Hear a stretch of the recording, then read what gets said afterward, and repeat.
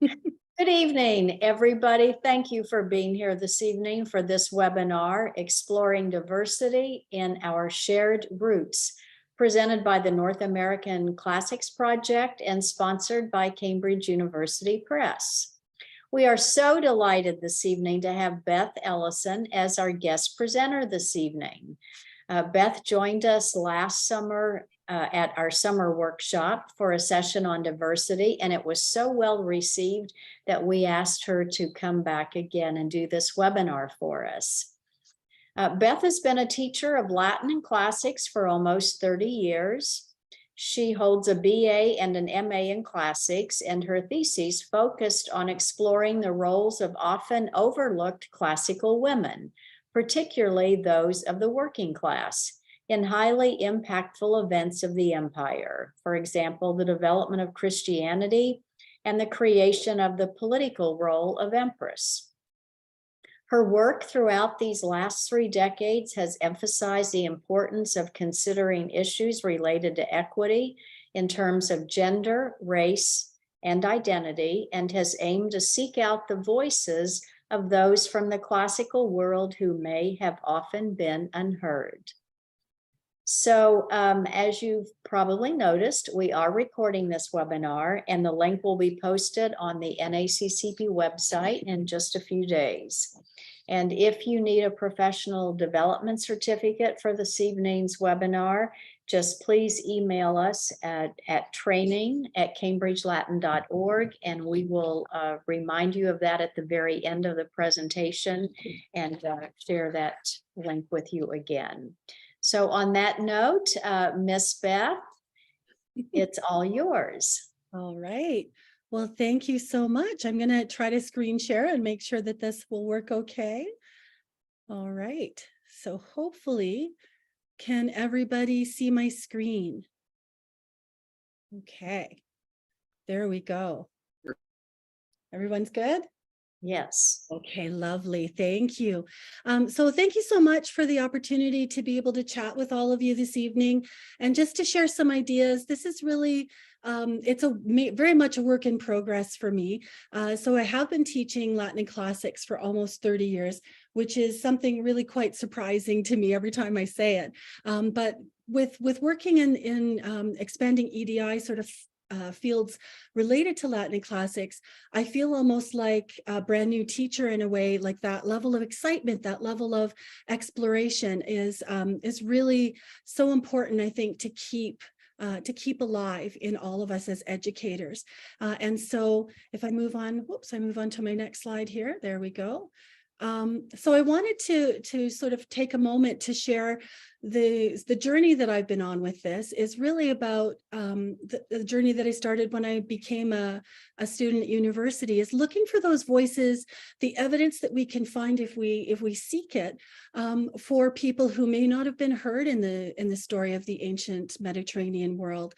And so I thought if we look at that lovely family that we see at the beginning of our Cambridge text, Caecilius, his wife, his children, his extended family, and the idea of that being a familia, how can we expand our understanding of the people around the periphery in particular, who they were and what those stories were, and how our students can see themselves in the connections that we foster in our school and in our class.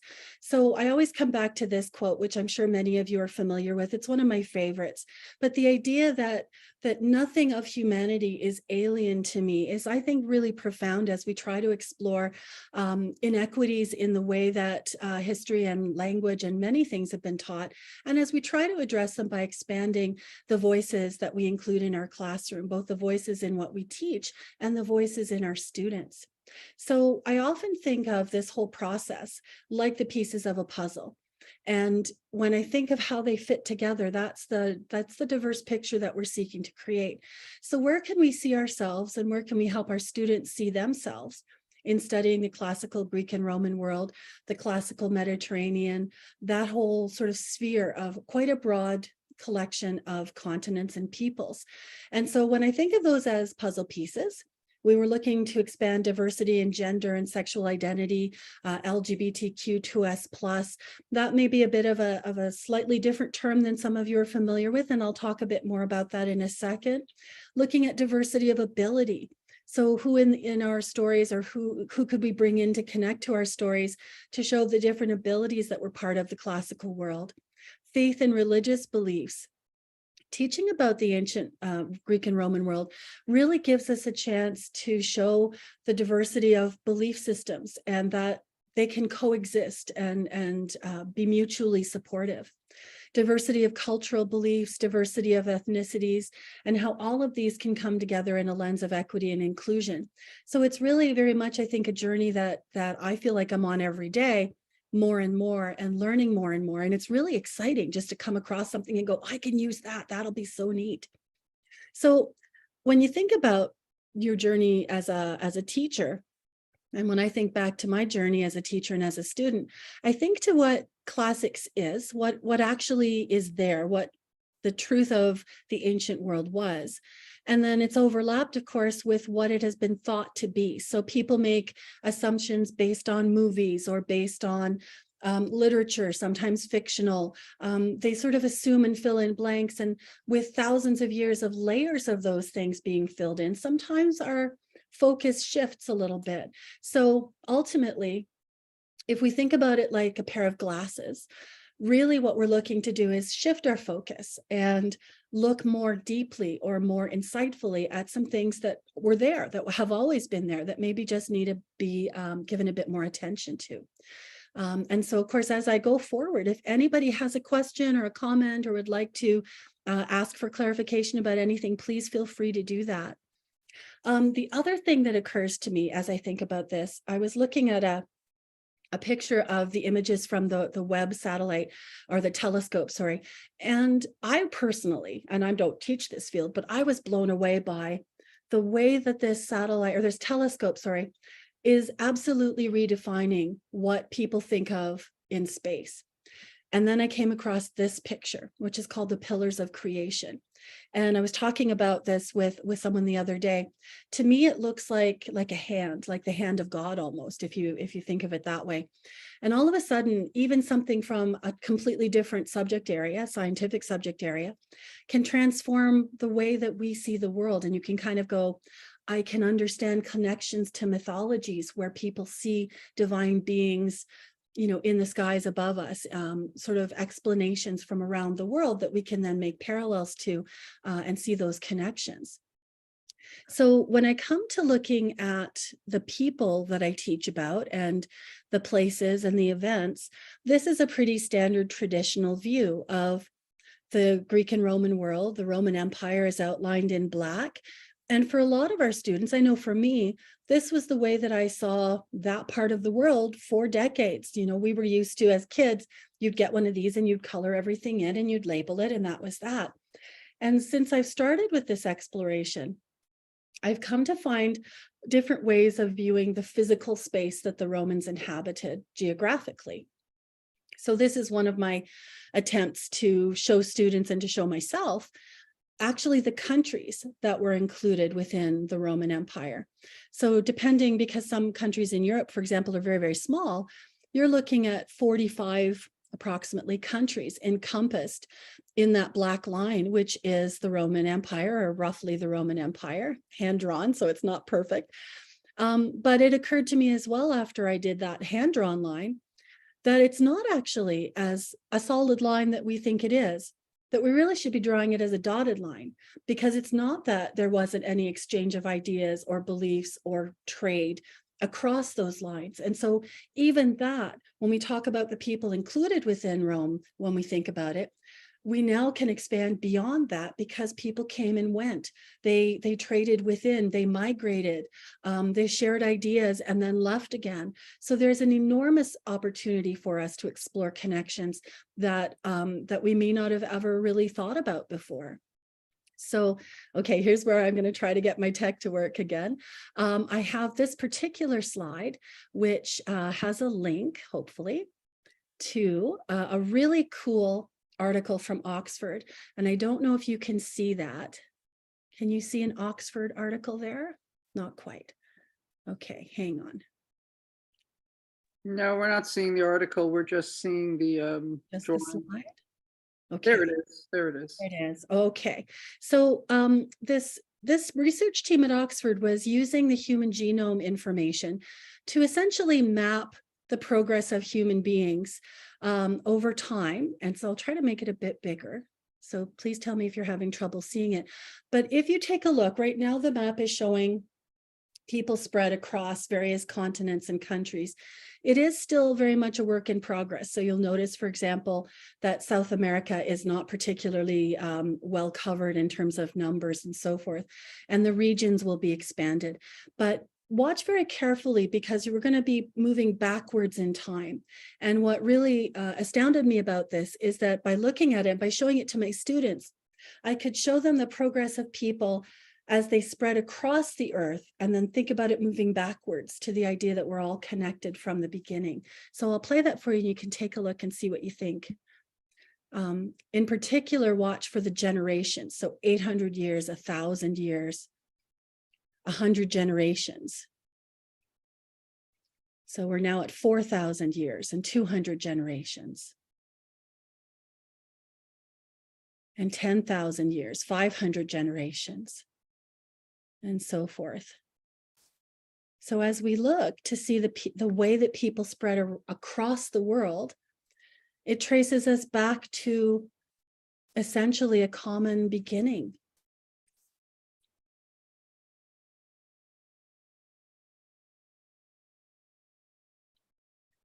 Okay, so oops, there we go. I'll go back to my PowerPoint. This one here, I think. Okay, see if that. All right. Are you back in the PowerPoint now? Perfect. Okay. So the idea that I was going for here, if I make that smaller, was to be able to show my students that there's a lot more commonality among us as we research our shared history, which is kind of the focal point for this presentation, that there's so much more that we can take away from that journey of discovery.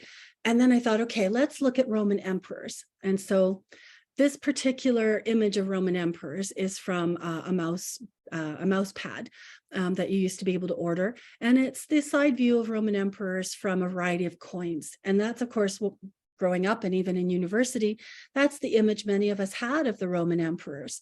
A profile, not much to really tell them apart. They're just a side view of a person's face.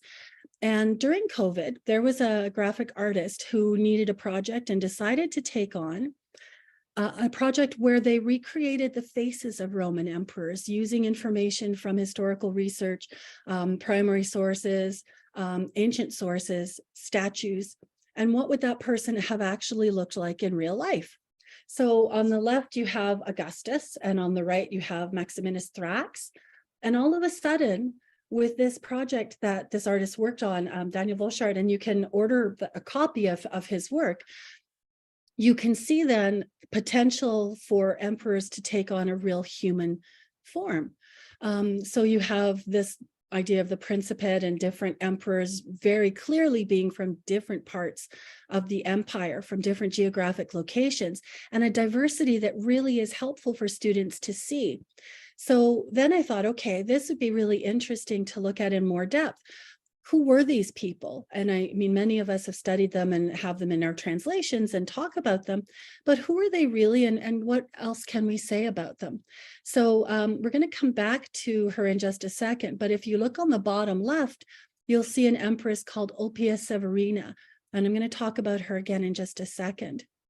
So when I looked a little bit more at some of these pictures and actually looked at Ulpia Severina, I was really quite fascinated by her and thought, okay, this is a person from history.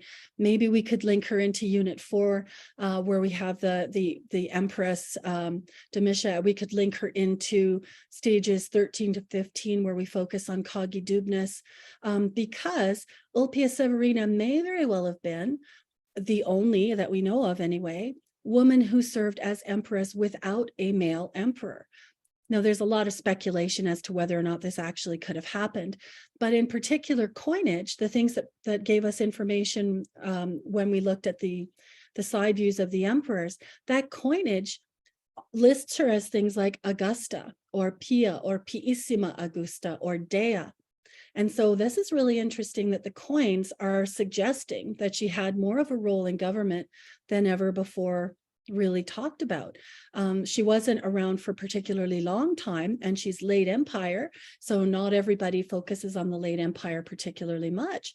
But I thought this is a really interesting parallel. And what if, when I'm talking about Kagidubnis and his Regina, he's not a well man in terms of, his health is sometimes a little fragile, particularly later on in the story. What would be the Regina's role when he wasn't well or when he needed support? And so we could link in discussions about political aspirations of women who were disenfranchised, officially, but how could you take on a role without being official? Now, the suggestion is that Ulpius Severina ruled as emperor during an interregnum time after the death of her husband, before the succession of the person following him. I'm fascinated, so I'm going to keep exploring that, but I think it's an opportunity for us to work another character into the Roman life content as we teach it in the text. So this is an image of a project I did with my students last year, where we recreated that map, and then we started to take characters from our text or emperors, people that we had come across in my classical civilization class, but also my Latin classes, and tried to put them on the map so that all of a sudden students could get a sense of the physical location. So where was this emperor from? Where was the extent of Alexander's empire? Where was Virgil from? Where was Clemen's shop in Alexandria? Like, how far was that from Pompeii? It's pretty hard to get a sense of that, especially today when kids are so accustomed to GPS and, Google Maps. It takes away that tactile connection that sometimes can be helpful for them to see the distance. And of course, too, when we're looking at Quintus's travels after the eruption of Mount Vesuvius, and we want to know he went here first, and then he went here, and then he went here, how far actually was that? And when Barbalus's son dies, when his wife dies, where were they in relation to Alexandria? So there's a lot of stuff that we can talk about that really helps our students physically get a sense of the spread geographically. And then this is something that actually was mentioned in a documentary.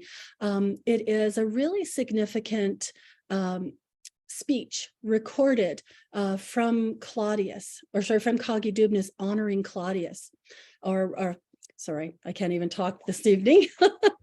I was thinking that we could link these stories to when Kagidubnis is honoring Claudius, because Claudius made this speech to the Senate, talking about how important it would be to welcome people into the government of Rome from different parts of the empire. And at the time, the Senate wasn't particularly receptive of that idea. And there was definitely this sense that only people who hold political power in Rome should be from Rome. And so Claudius, this particular speech is his communication with them about why it's important to spread power around a little bit and to include people from different parts of the empire. So I thought it might be really interesting to link the Lyon tablet to the section stages maybe 13 to 16, where Kagidubnis is talking about Claudius's support of him as king. There are translations of different parts of it. So in one of the quotes from that tablet, the recorded part that Claudius is saying is, of course, I'm sure you will reject this thought, recoil from my suggestion as though I were making some revolutionary innovation. But think of how many changes have taken place over the years in this state, and how many forms and constitutions our state has had from the time of its very foundation. So the information about how this speech was received at the time was that the senators kind of were thinking, oh my gosh, here we go again. Claudius just keeps going on and on. I kind of like to think of it that Claudius just wore them down, like he would not stop talking until they actually listened to him. And so he goes on in a longer chunk, if you get to see this actual Latin inscription. He goes on to talk about how the very founding of Rome involves people from different places, not just within Italy, but if you go all the way back, you have even Aeneas coming from far away. So it's a pretty convincing argument. And when I read this and thought my students would really find this interesting, it occurred to me that this is a very modern discussion about the strength that that bringing people from various parts of the world can lend to any state, how important it is to include people and include diverse voices in a government.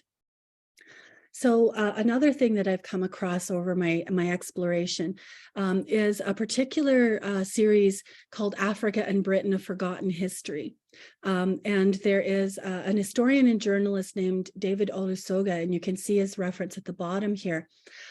He has a series of topics about African British history. And the first episode actually has some very fascinating elements that we could use in our classrooms, maybe stages 13 to 16 or 21 to 28. There's so many places where we could put a reference or a discussion about this. So he particularly traces some archaeological evidence, which link us to someone called Beachy Head Woman. And I had never heard of her until I saw this, and I thought, this is really amazing. So Beachy Head Woman is a person whose skeleton was found and then basically stored, because you can imagine there are an awful lot of physical remains. It was stored away until recently, when the ability to trace isotopes in teeth caused archaeologists to think, what if we traced her isotopes and tried to get a sense of where she comes from? So I'm just going to sort of link that to the Roman beliefs about life after death, because Beachy Head Woman and a person I'm going to talk about in a second, Ivory Bangle Lady, their grave goods tell us an awful lot about who they were. And so it would be a wonderful thing to link into the discussion of Roman beliefs about life after death. So this is Beachy Head Woman. And when you ask whose voices does she help us hear? A lot, really. First of all, the isotopes that in her teeth reveal that she was from sub-Saharan Africa. And when I explain that to my students, I find that it's really important, because sub-Saharan Africa doesn't really get the sense across that she was from Africa, but below the desert. So she had come in an enormously far distance. The other thing that's really significant, the isotopes show that she came at the age of 2.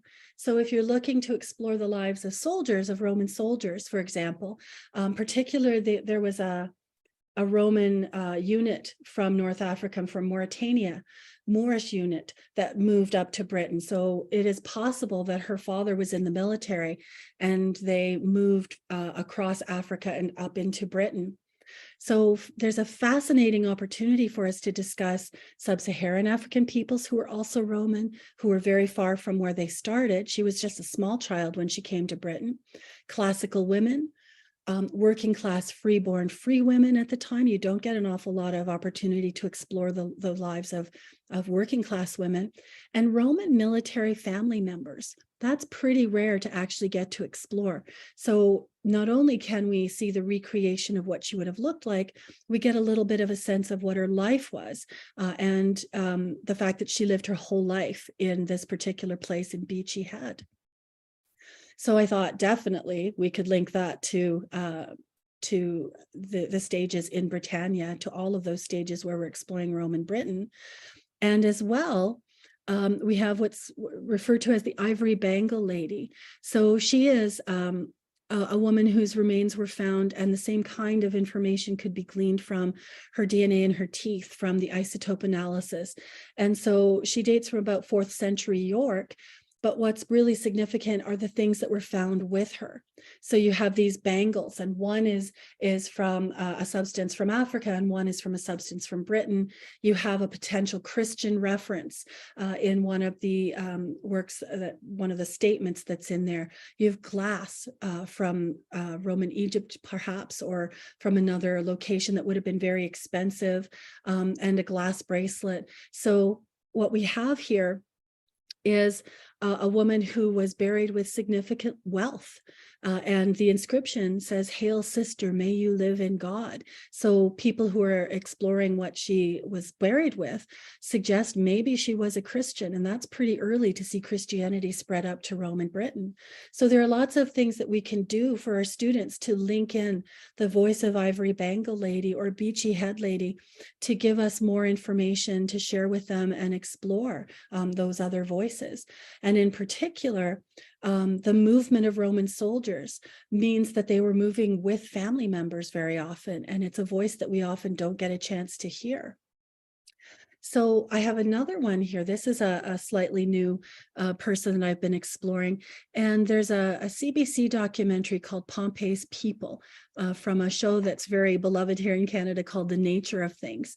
And I was thinking this is a really nice link to around stage 11, 12, primarily stage 12, the destruction of Pompeii. And it's another moment where the technology is allowing us to explore elements of physical remains that we were never able to see before. So I'll see if I can get this tech to work. So 1 second here. Okay. Oops. Let me just change my screen. Okay. So you should be able to see, hopefully. Can you see a plaster cast? Not different than what was on the screen before. Yeah, on a different screen? Yeah. Okay, sorry, it might not be working for us. Yeah, we see the image of the documentary. Is that But what you're? nothing. Yeah, there's supposed to be something that moves. So let me see if I can get this to work. Okay. Click on the actual picture of the documentary. That's not a link. Yes. Okay. There There, you go. can you see that? Yep. Okay, perfect. There we go. Hopefully. There we are. Okay.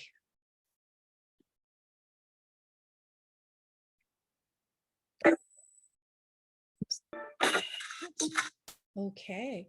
So I find that little clip to be really quite powerful for so many reasons. But the idea that you can return someone to an identity, that you can give them back a moment of who they were, and that here all of a sudden, what was a plaster cast up until probably the last 10 years now becomes an identifiable person, a soldier, for example, a soldier who is either from the very southern part of Italy or northern Africa, a soldier whose moment in time we can read and sympathize with and understand the eruption through the lens of his life. Oops. Okay, let me see if I can. No, I'm going to close that. There we go. So I definitely thought that stage 12 would be a good spot to link that to. And then, of course, I know that not everybody will be teaching the Trojan War, but I do in classical Civ. And I find it's a wonderful place to involve topics of diversity, not just the ones that I've been talking about so far, but for example, we have women like Clytemnestra, Penthesilea, Andromache, Penelope. We have moments we can talk about, why is there a Geneva Convention today? How do these moments of studying ancient conflict introduce us to opportunities to discuss human rights and equity and the dignity of all people? I personally love exploring the story of Memnon, and I think there's much that we can discuss there. Given that he was a mythological king, son of Eos, king of Ethiopia, related to Priam. His character shows a connection that may be mythological, but it reflects a real connection, like a handshake across time between people who traded, who shared ideas, who shared goods and beliefs and spoke and conversed. In terms of our LGBTQ2S+ community, we have Achilles and Patroclus and their story, and the friendship that may also have been a relationship. There's so many areas that we can help our students see are diverse and rich with discussion. We have Penthesilea, for example, on the bottom right, and we have Achilles at the top here. and the Amazons in particular, which I thought we could link to stage 15, 16 with the discussion about Boudica and Cartamandua. So I grew up knowing about who the Amazons were, but there wasn't really much discussion about what they were based on, or where did the idea come from, or was there any real connection for Amazons, until I came across this particular exploration of an archaeological find in the southern Ural steppes near the Kazakhstan border. And that's a pretty broad space, but the archaeologists found 150 graves, and among the burials were women who were quite extraordinary because they were buried with weapons. So there was one woman who looked like she'd been on a horse quite a lot. She had a lot of arrow tips, a lot of weaponry nearby. One skeleton had an arrowhead embedded in it. And I always say to my students, that's pretty sure sign that this was a person who was in some kind of conflict at some point. But the women actually measured about 5'6", which is actually quite tall for that time period. So archaeologists are exploring, well, was there a connection between these particular warrior women and the idea of the Amazons? Could they have been the inspiration, or somehow across time engagement led to this discussion? So I thought, okay, where exactly is that on the map? So if you look back at the map, we've got Kazakhstan in the top right, and then you zoom in, and I don't know if you can see my cursor, but we're talking about a space here, which is actually outside of the territory that the Romans would have been in all the time, or that the Greeks would have been in all the time. And so it does show a movement. At that black line that we thought was solid is actually very much dotted. We have more information about Memnon than we typically might give attention to. And we have Roman Egypt, those stages in the Blue Book where we're talking about Alexandria and the connection between Alexandria and people trading, the vast cultural groups who became part of the ways of life in Alexandria. So we can make connections between Rome, Roman Egypt, Nubia, Ethiopia. Memnon was Ethiopian. And not just part of the Trojan War story, but part of Roman tourism and travel. So these are two statues that are called the Colossi of Memnon. In ancient Rome, this was a tourist attraction. You would go here because it was believed that when the sun rose, the statues made a groaning sound, which was meant to be the sorrowful sound of commemorating Memnon's tragic demise. So the Romans themselves were fascinated with Memnon and with these statues, which are not actually Memnon, but they still went there. It's very much like today, where our travel doesn't necessarily have to connect to historical reality. This particular statue is believed not to be the exact Memnon of the Trojan War, but it's often referred to that in labels of that. So students will come across it if they're Googling what did he look like. And so it shows us a diversity that is really useful for students to get to see. And then I thought the physical space of Ethiopia and Nubia are not quite overlapping with what we might think today. So I wanted to give a sense of the map. Egypt, of course, is further north. Then we have Nubia, then we have Ethiopia. And then there was an article that came out recently about this particular Nubian queen, Queen Amenerenas. And I'm just really exploring her for myself, but I'm fascinated because the story, so far, the historical information that you can get is that during the time of the early empire, so just around the time of Cleopatra and Mark Antony and after their deaths, she was a Nubian queen who was determined to make sure the Romans didn't spread south. And of course, when we're studying this particular period of time, Augustus was quite possibly interested in going south. I mean, Egypt was a very wealthy connection for Rome at the time. But I was thinking she would be a wonderful connection to Boudica as a warrior queen. This particular Queen Amenerenas fought in the front line with her soldiers. She was a queen from a group of queens who were warriors at the same time. And one of the stories that this particular article explores is that in showing Rome, don't come south, she actually toppled a statue of Augustus, and they have removed the head and put it under a temple as a sign that anyone walking on it was giving a message, don't conquer south. So for a number of centuries, there was let's just say like sort of a status quo that this was the line, and successive queens after her were able to keep sort of an agreement that the line of border would stay where it was, and they would remain independent for a period of time. So it's a really interesting moment in history to talk about, and a group of women who were actual fighters in the front line, very much like Boudica. We also have the opportunity to discuss, if we're talking about this time period in any of our stages having to do with Rome and Egypt, this particular prince. So Juba is a name that we might know because he was married off to Cleopatra's daughter. And the reference is often that she was sent far away, but it's really interesting to know that Caesar, for example, raised this young man in his household, in his home, following the defeat of his father in battle. That this is a man who was referred to in Latin historical sources as Rex Literatissimus. So he was a very well-regarded scholar and a geographer who explored far and wide, perhaps even getting as far as the Canary Islands. There's a lot to explore there, and it really adds a richness to our understanding of the North African side of those stories about Alexandria. And if you look here, of course, we're talking about Egypt, which is farther to your right, but Mauritania and the Berbers and the part of the world that we're talking about when we talk about King Juba, they're outside of the Roman Empire, but again, that shows us that that line is not solid, that it's very fluid and people move back and forth regularly. In particular, sorry, I'm just going to change my, there we go. In particular, we have a classicist, Dr. Sarah Gerboux, who is very vocal about discussing opportunities to talk about African history within Greek antiquity, but also within a study of the Roman civilization.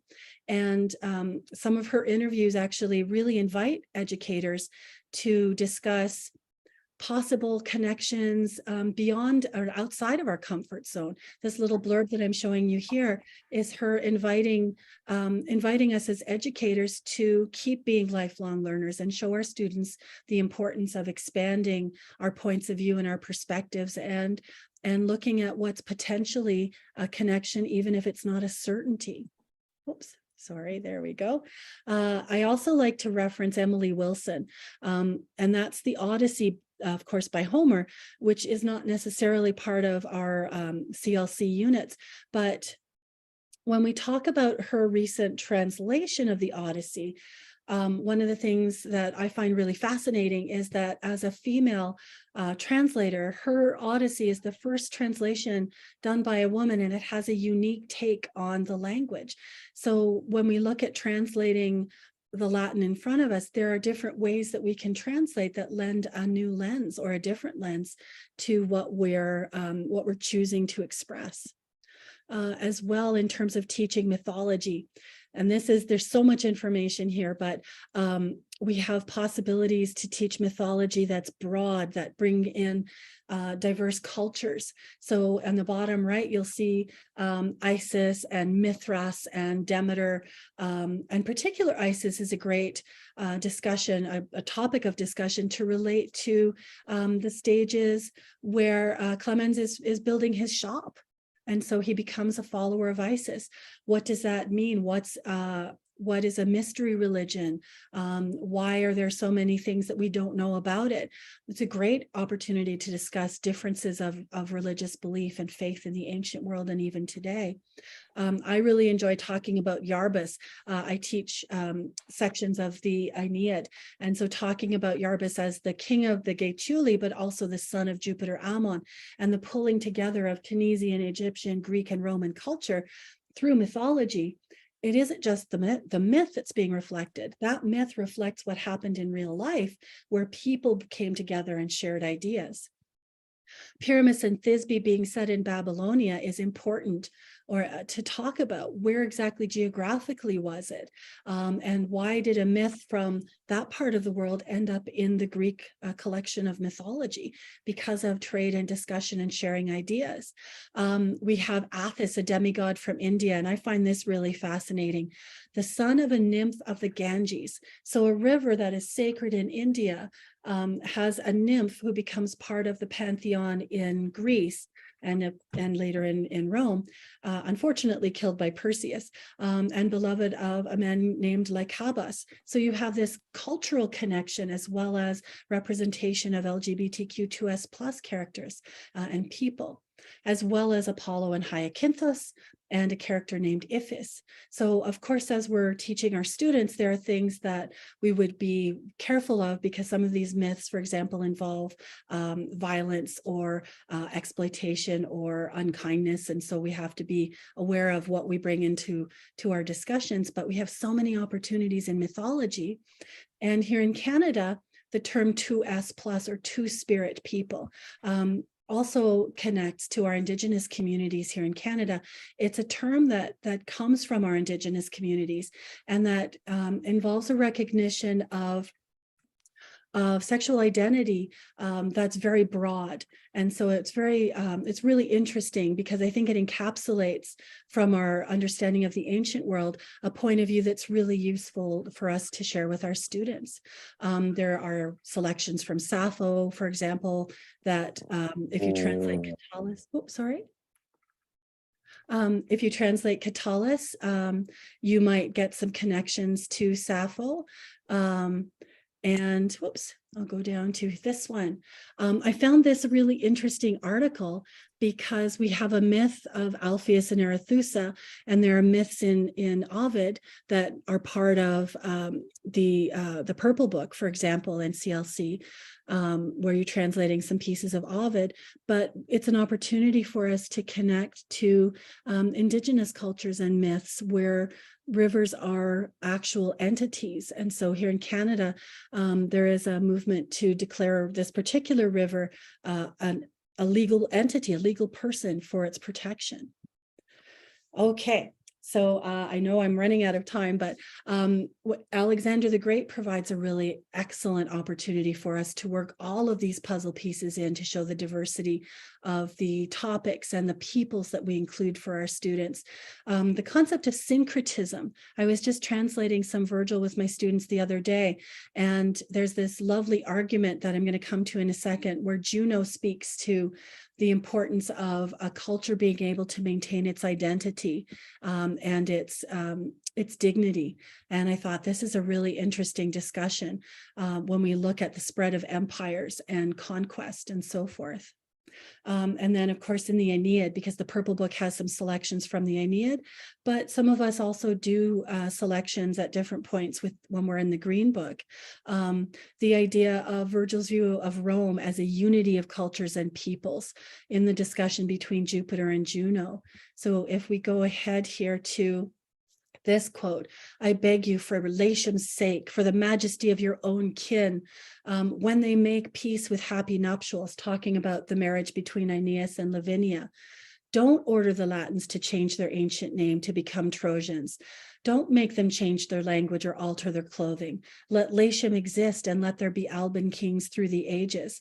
So Juno is arguing for the need for a culture to maintain its identity, to not be asked to give up its characteristics or its dignity, which is a really interesting and important and modern discussion. If we're teaching about the creation of the Roman Empire, and many of our stages show the progression of Rome in Britain, or Rome in Egypt, or Rome in Syria, for example, we have an opportunity to discuss Roman women like Livia and Cleopatra and Fulvia, the role of the Vestal Virgins, Nutrices and Medicae, and Tabernarii. So from all sorts of different areas of the Roman world, what were Roman women doing whether they were empresses or whether they were keeping one of those shops in Pompeii and serving food? What were human rights considerations that sort of have come from centuries of looking at exploitative labor and enslavement? We have historians from different parts of the Roman Empire, like Josephus, for example, the role of Petra and the Nabateans.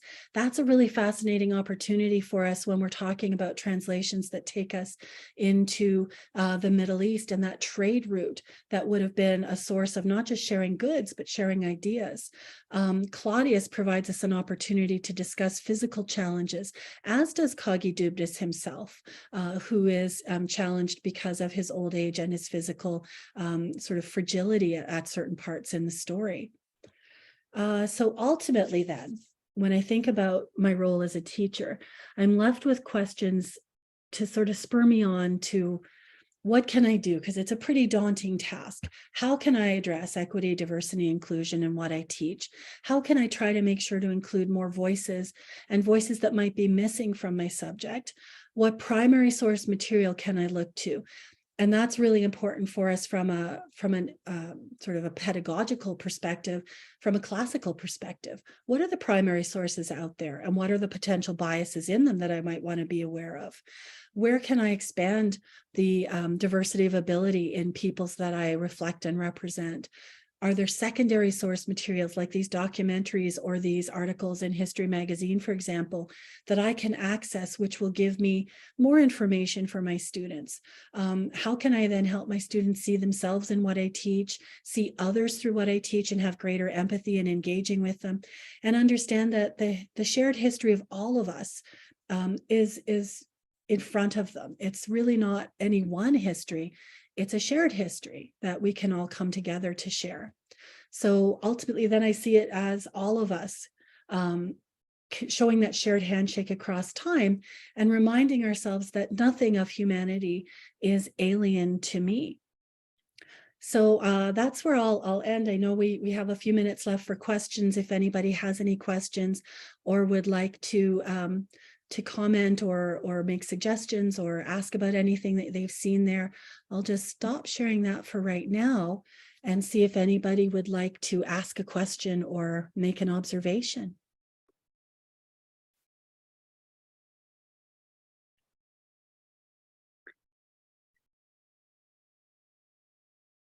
Okay. We are a very small group, so please feel free to speak up and ask her anything that comes to mind. Well, I was just going to point out that one of the things that struck me about the line that you showed us of the Roman Empire is that it's porous, much like the borders that we have today. So although we have borders delineating countries, they weren't solid. It wasn't a solid line with a solid wall, and people were excluded from it. And I think that's one of the things that we have really not explored, is this notion of, well, exactly what happened with the peoples on the other side of that border. Mm-hmm. How did the Romans engage with them? Because we really don't spend a lot of time talking about them. But I think in the modern world context, when we're trying to always show that the study of Latin and classics is not Eurocentric and very narrow, but that this actually gives us an opportunity to focus on things beyond that. Mm-hmm.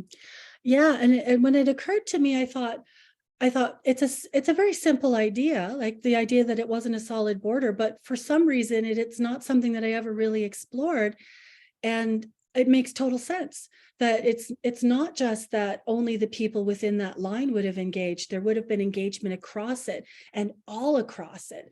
And so that's where we get really interesting connections, where students will notice they're traveling somewhere and they'll notice a temple, but geographically it's outside of that line, but it's there because there was trade, there was engagement, there was sharing of ideas.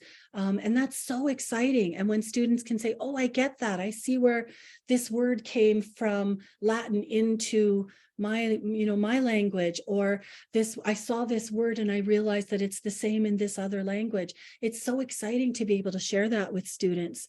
And for them to be able to share that with us is also really exciting. Mm-hmm.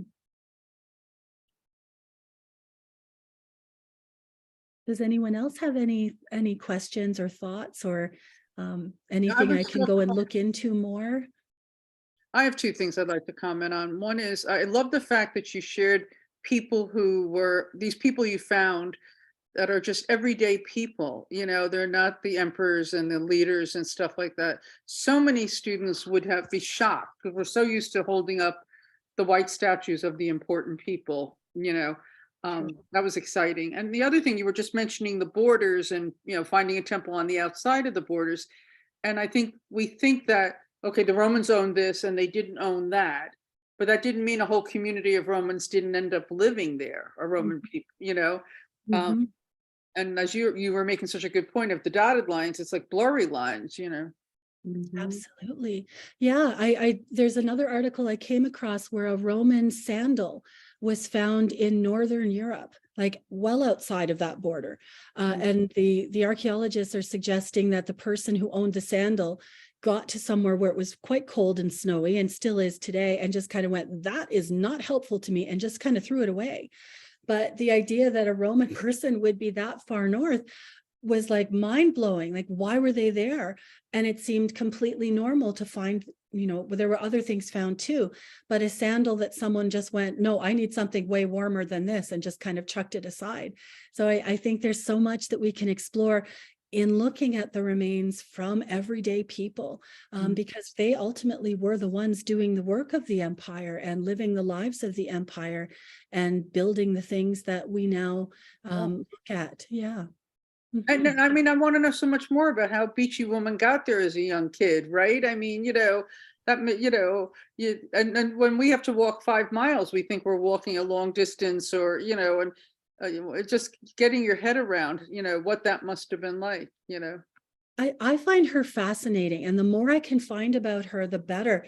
I kind of picture, I think because my sister and I grew up in the military, so there's a certain connection that I feel with her, and I picture her mother holding her and walking, because of course the soldiers would have been marching in front with all of the things that they needed, and the families would have come along, not quite incidentally, but they certainly wouldn't have been sort of looked after or you know, or really put into a situation of ease. They weren't like, when we moved, we had moving vans and we had cars, and the family just had to make their own way there. So I picture her mother kind of carrying her through the heat of desert areas, or, you know, across on a ship and walking so far to get to this new home.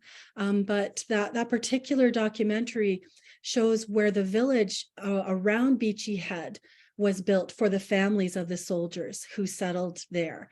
And that's something I think that often we don't explore, is that those people were living outside of the military camp. So even in the Green Book, where we see the structure of a military camp, there were settlements outside. And in Roman Britain, that's where those towns came from that we can now see, that have, you know, really ancient streets and so forth, and aqueducts that are still functioning. Sisters. Yeah, so I just keep wanting to find out as much as I can, and just imagine what her life had been like. And how do your students react to all of this information? Because it was fascinating that you brought in so much of current research. And how do your kids respond to this? I find they get really excited. There's a real energy that comes forward in the discussion, because they can really see how the world around them has a connection to the world 2,000 years ago, and human beings still feel the need for love and acceptance and inclusion, and still wonder, how am I going to pay my bills and feed my children, and, you know, where am I going to live, and all of those things that make us up today. It just, all of a sudden, they can see that connection, and the excitement for them is really the joy of why we all teach, right? When they get that excitement and they go, oh, I see how that connects to this, or I understand now why that word has come into here, or gee, I wish we solved that problem. We still struggle with that one. And so they see the modern equivalent, or the way they can apply that understanding. And for me, that's great, like to see that energy and enthusiasm for the discussion. Mm-hmm. Wonderful. Thank you so very, very much. That was great. Just fascinating. Thank you so much for the opportunity. And thanks everybody for being here. I really appreciate the time with all of you this evening. if you do have any questions, I am happy to take emails or to respond later on, but thank you all so much. Okay. And once again, just let me remind you, if you do need a professional development certificate for this evening's presentation, if you just email us at training@cambridgelatin.org, I'll get that certificate out to you very, very quickly. And Beth, do you want to put in the chat your email address in case anybody has a question for you? Absolutely. I'll just put it in the chat. Okay. There we go. So if you do have a question or a suggestion, or you think I should go look at some other aspect of any of the people or topics, please feel free to let me know. And thank you again for your time. Okay. Thank you, everybody, for joining us this evening. And we hope to see you again next month. Thank you, everybody. Good Well, night. Thanks, everybody. Bye.